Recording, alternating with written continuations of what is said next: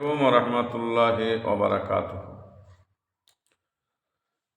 Allahumma a'udzu billahi minasy syaithanir rajim. Bismillahirrahmanirrahim. Allahumma shalli ala sayyidina wa nabiyyina wa safiyana wa habibana wa maulana Muhammad wa ala alihi wa ashabihi wa barik wa sallim.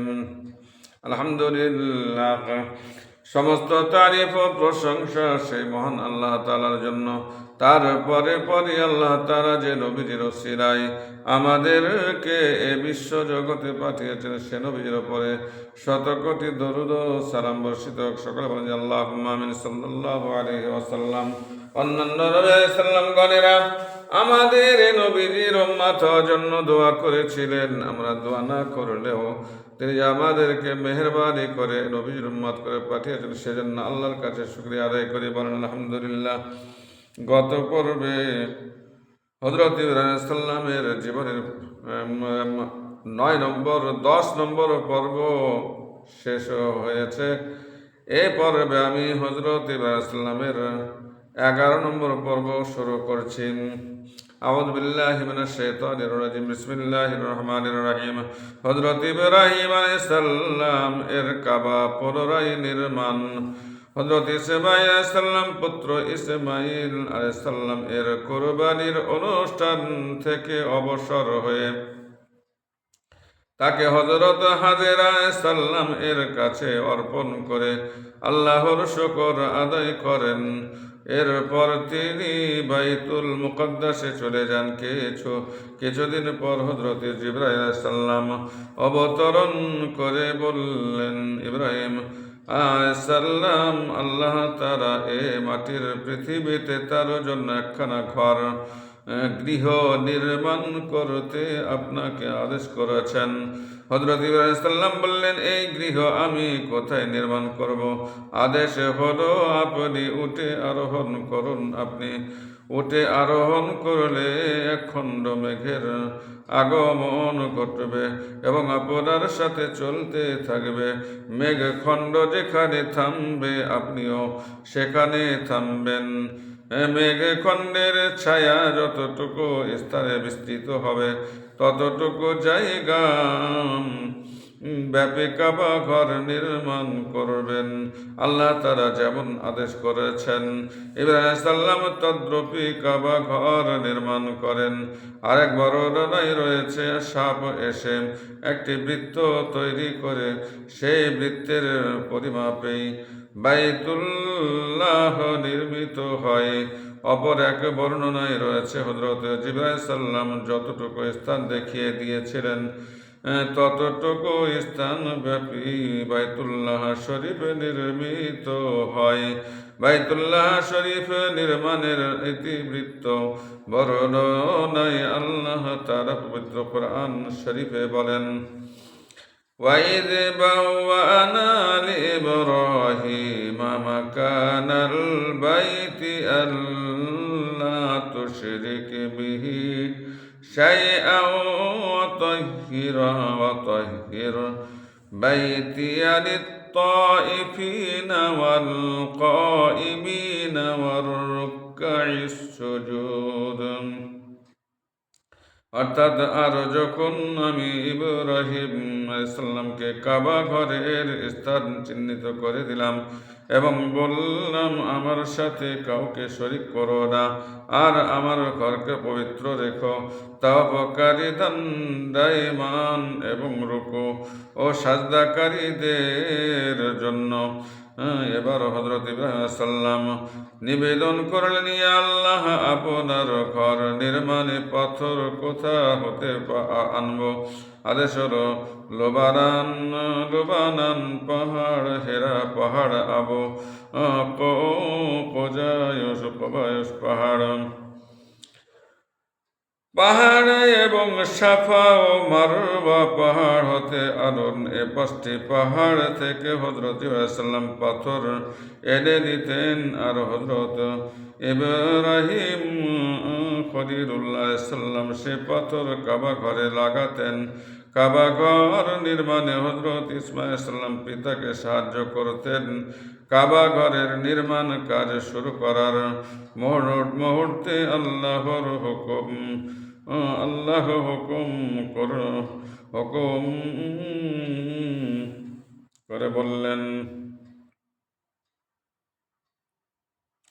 আল্লাহ বলেন, হে ইব্রাহিম, প্রথম পাথরটি মেহরাবে রাখুন।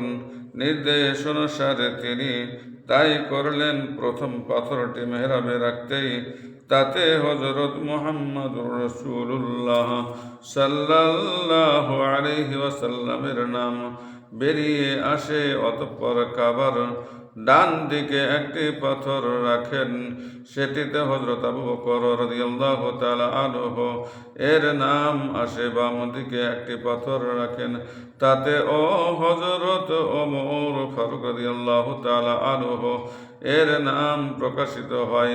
অপর দুইটি পাথরে হযরত উসমান রাদিয়াল্লাহু তাআলা আনহু ও হযরত আলী রাদিয়াল্লাহু তাআলা আনহু এর নাম প্রকাশিত হয়।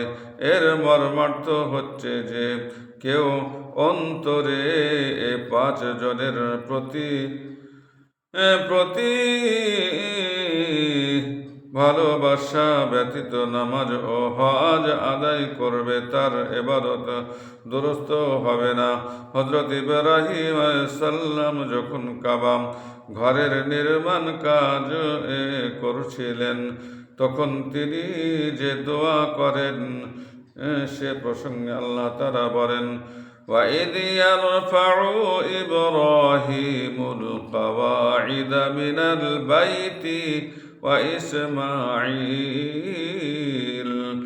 رَبَّنَا تَقَبَّلْ مِنَّا إِنَّكَ أَنْتَ السَّمِيعُ الْعَلِيمُ। আর যখন ইব্রাহিম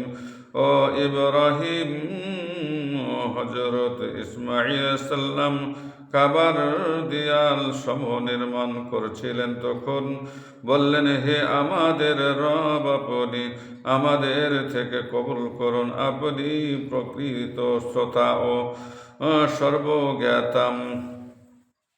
সূরা বাকারা আয়াত 157 পারা 1। হযরত ইব্রাহিম আলাইহিস সালাম এর আরেকটি দোয়ার বর্ণনায় আল্লাহ বলেন, ওয়াইদ ক্বালা ইব্রাহিম রাব্বিজআল হাযা বালাদান আমিনান ওয়ারযুক আহলাহু মিনাস সামারাতি মান আমানা মিনহুম বিল্লাহি ওয়াল ইয়াউমিল আখির। অর্থাৎ আরো যখন হযরত ইব্রাহিম আলাইহিস সালাম বললেন, হে রব, এ শহরকে আপনি নিরাপদ করুন এবং এ শহরবাসীকে ফলারি রিজিক দান করুন যারা আল্লাহ ও পরকালের ওপর ঈমান রাখেন।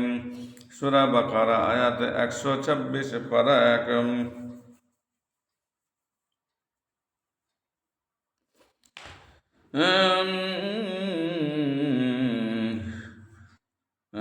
জবাবে আল্লাহ বলেন, ওয়ামান কাফারা ফাউমাত্তিউহু ক্বালিলান সুম্মা আদতারহু ইলা আযাবিন নারি ওয়া বিইসাল মাসীর। অর্থাৎ আল্লাহ বলেন, আর যে কাফের তাকেও অল্প কিছু দিনের জন্য উপকার লাভের সুযোগ দেব, পরে হেঁচড়িয়ে তাকে জাহান্নামের আযাবে নিপতিত করব, আর তা হচ্ছে প্রত্যাবর্তনের নিকৃষ্ট ঠিকানা।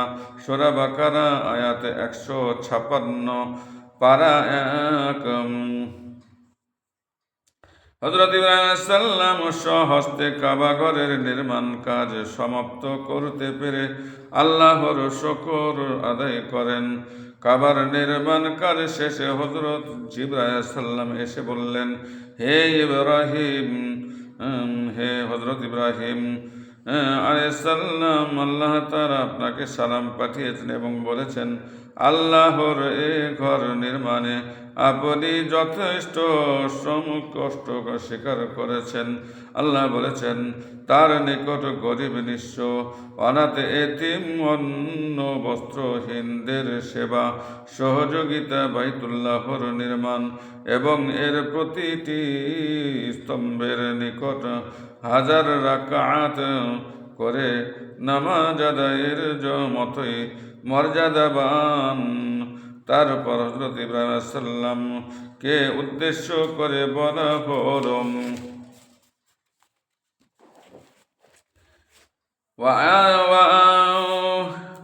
وأذن في الناس بالحج يأتوك رجالا وعلى كل ضامر يأتينا من كل فج عميق। অর্থাৎ হে ইব্রাহিম, হযরত ইব্রাহিম, লোকদের মাঝে হজের ঘোষণা করুন। তারা আসবে আপনার দিকে পদব্রজে ও দুর্বল অটোসমূহে সবার হয়ে দূর দূরান্ত থেকে। সূরা হজ আয়াত 27 পারা 17। হযরত ইব্রাহিম আলাইহিস সালাম বললেন, ইয়া আল্লাহ, আমার আওয়াজ আর কতটুকু পৌঁছাবে এবং শুনবে বা কে? আল্লাহ তাআলা বললেন, তুমি আহ্বান ধ্বনি উচ্চারণ করো, তা পৌঁছানোর দায়িত্ব আমার। আমি তোমার এই আহ্বান ধ্বনি কারো পিতৃ ঔরসে, কারো মাতৃ জঠরে, মোট কথা প্রতিটি মানুষের কর্ণপটে পৌঁছে দেব আল্লাহর এ নির্দেশ ক্রমে। হযরত ইব্রাহিম আলাইহিস সালাম পাহাড় উপরে উঠে আহ্বান ধ্বনি উচ্চারণ করলেন, হে বনি আদম সকল, আল্লাহ তোমাদের অপর হজ ফরজ করেছেন, সুতরাং তোমরা হজের উদ্দেশ্যে আসো। যার লিপিতে হজ লেখা ছিল, সে পিতৃ ঔরসে মাতৃ জঠরে অবস্থান করে সাগ্রহে গ্রহে একবার, 2 বার অথবা আরো অধিকবার এ আহ্বানের জবাবে বলেছেন, লব্বাইক হে আল্লাহ, আমি তোমার দরবারে হাজির আছি। এভাবে যে যতবার হজ আদায় করবে, বুঝতে হবে ততবারই তার ভাগ্যলিপিতে হজ লেখা ছিল। এবং হযরত ইব্রাহিম আলাইহিস সালাম এর আহ্বানের জবাবে সে ততবারই লব্বাইক হে আল্লাহ, আমি হাজির ধ্বনি উচ্চারণ করেছে। হযরত ইব্রাহিম আলাইহিস সালাম এর আহ্বান ধ্বনি আকাশে বাতাসে মিলিয়ে গেল। তিনি কাউকে দেখতে পেলেন না, তার আশপাশেও কেউ নাই, অথচ চতুর্দিক থেকে আওয়াজ ভেসে আসতে লাগল, লব্বাইকা আল্লাহুম্মা লব্বাইকা, লব্বাইকা লা শারীকা লাকা লব্বাইক, ইন্নাল হামদা ওয়ান নি'মাতা লাকা ওয়াল মুলকা লা শারীকা লাকা। অর্থাৎ আমি হাজির, হে আল্লাহ, আমি হাজির, আপনার কোনো শরীক নাই। আমি হাজির, সব প্রশংসা ও নিয়ামত আপনারই জন্য, রাজত্ব আপনারই, আপনার কোনো শরীক নাই। হযরত ইব্রাহিম আলাইহিস সালাম মক্কাস্থ মাঠ ময়দানের প্রতি যখন দৃষ্টিপাত করলেন, দেখলেন এখানে ঘাস, পানি, কৃষি ক্ষেত্র কিছুই নেই। চতুর্দিকে শুধু ধুধু বালুকারাশীন জনপ্রাণী শূন্য মরুভূমি। তখন আল্লাহর দরবারে প্রার্থনা জানালেন, রব্বানা ইন্নী আসকানতু মিন যুররিয়্যাতি বিওয়াদিন গায়রি যী যারইন ইনদা বাইতিকাল মুহাররামি রব্বানা ليقيموا الصلاة فاجعل أفئدة من الناس تهوي إليهم وارزقهم من الثمرات لعلهم يشكرون। অর্থাৎ, হে রব, আমি আমার এক সন্তানকে আপনার সম্মানিত ঘরের কাছে এমন এক ময়দানে বসতি করতে দিয়েছি যেখানে কোনো কৃষি ক্ষেত নাই, হে রব তারা যেন নামাজ কায়েম করে। অতএব আপনি কিছু লোকের অন্তর তাদের প্রতি ঝুঁকিয়ে দিন এবং তাদেরকে রিজিক হিসাবে ফলারি দান করুন, যেন তারা শুকর করে। সূরা ইব্রাহিম আয়াত 37 পারা 13। সার কথা, হযরত ইব্রাহিম আলাইহিস সালাম এর বসবাস ছিল শাম দেশে। হযরত ইসমাঈল আলাইহিস সালাম এর জন্মগ্রহণের পর তাকে ও তার মাকে বর্তমানে যেখানে কাবা শরীফ অবস্থিত এখানকার জনমানবহীন প্রান্তরে এনে রেখে যান। সেই জনমানবহীন প্রান্তর ঘিরেই পরবর্তীকালে মক্কা শহরের পতন হয়। সুবহানাল্লাহ। আল্লাহ তাআলা আপন কুদরতে এখানে জমজম কূপ প্রবাহিত করেন। জমজম কূপ কেন্দ্র করে এখানে জনবস্তি গড়ে ওঠে, কেননা এখানকার ভূমি ফলারি বা ফসল উৎপাদনের উপযোগী ছিল না। আল্লাহ তাআলা মক্কা শরীফের নিকটবর্তী তায়েফে ফলারি ও ফসল উৎপাদনের মতো উর্বর ভূমির পত্তন করেন। উদ্দেশ্য সেখানে ফসল উৎপাদন হয়ে মক্কা শহরে আসবে।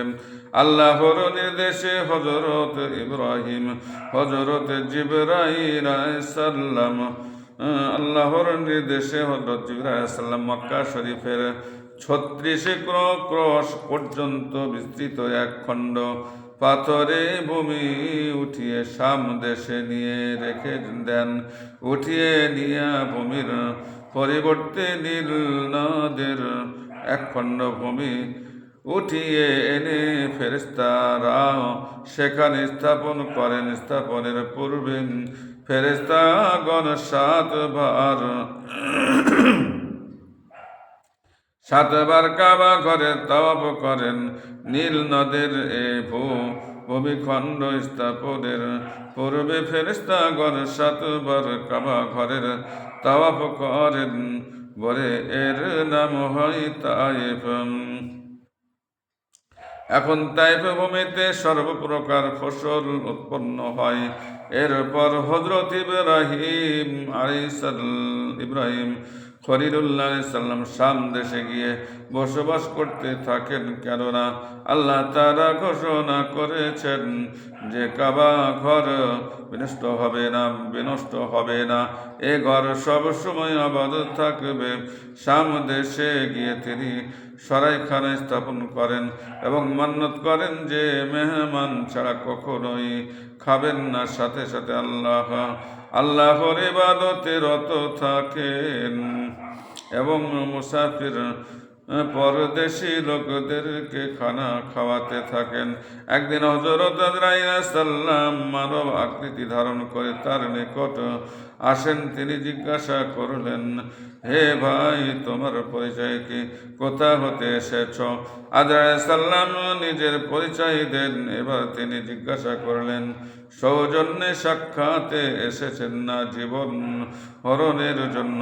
আজরাইল আলাইহিস সালাম বললেন, আমি আপনার সৌজন্যে সাক্ষাতে এসেছি। আরো বললেন, আমি সুসংবাদ প্রদান করছি যে আল্লাহ তাআলা নিজের এক বান্দাকে বন্ধু বলেছেন। হযরত ইব্রাহিম আলাইহিস সালাম বললেন, তিনি কে? কি তার পরিচয়? আলাইহিস সালাম বললেন, আল্লাহ তাআলার সে বন্ধুর পরিচয় হচ্ছে তিনি মৃতকে জীবিত করতে পারেন। হযরত ইব্রাহিম সাল্লাম বললেন, আহা, আমি যদি সেরকম হতাম অথবা দেখা পেরে আমি তার সাথে বন্ধুত্ব স্থাপন করতাম। এসব কথাবার্তার পর হযরত আজরাইল সাল্লাম অদৃশ্য হয়ে যান। এখানেই শেষ করলাম। 11 নম্বর পর্ব এখানে শেষ করলাম। আসসালামু আলাইকুম ওয়া রাহমাতুল্লাহি ওয়া বারাকাতুহু।